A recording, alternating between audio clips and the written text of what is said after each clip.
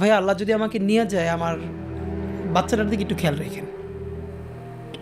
তো এই কথাটা আমি বলতে পারিনি।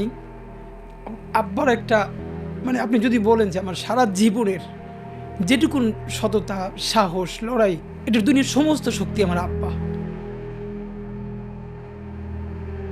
ঢাকা ৮ আসনের স্বতন্ত্র প্রার্থী ও ইনকিলাব মঞ্চের মুখপাত্র শরীফ ওসমান হাদির উপর হামলার ঘটনায় নতুন ও চাঞ্চল্যকর তথ্য সামনে এসেছে। ইনকিলাব মঞ্চের এক সদস্য জানান, মোটরসাইকেলে করে এসে গুলি চালানো দুই ব্যক্তি প্রায় ২ সপ্তাহ আগে ওসমান হাদির নির্বাচনী প্রচারণা টিমে যোগ দিয়েছিল।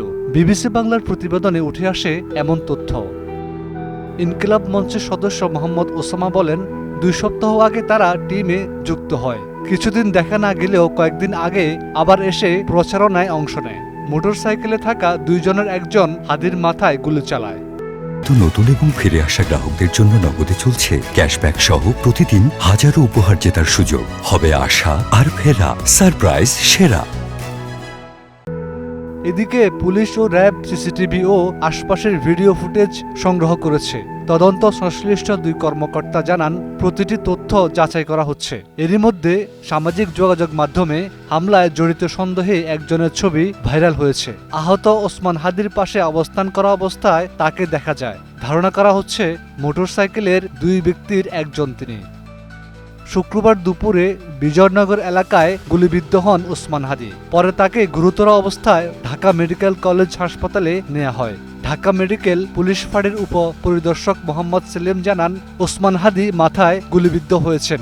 সন্ধ্যায় তার অস্ত্রোপচারের প্রথম ধাপ সম্পন্ন হয় এবং তাকে আইসিইউতে নেওয়ার প্রস্তুতি চলছে। হাসপাতাল কর্তৃপক্ষ এখনও আনুষ্ঠানিক তথ্য দেয়নি।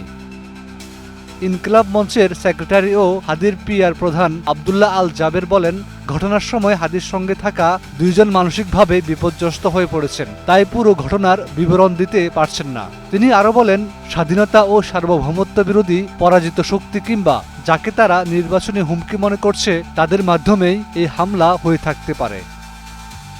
ভিডিও বিশ্লেষণের মাধ্যমে গুলি চালানো ব্যক্তিকে শনাক্ত করা সম্ভব হবে বলেও আশা প্রকাশ করেন তিনি। এদিকে ওসমান হাদির খোঁজ নিতে বিএনপি প্রার্থী মির্জা আব্বাস হাসপাতালে গেলে ইনকিলাব মঞ্চের বিক্ষোভে উত্তেজনা ছড়িয়ে পড়ে। পরে পরিস্থিতি নিয়ন্ত্রণে সেনা, বিজিবি ও পুলিশ মোতায়েন করা হয়। Desk report, ২১ television.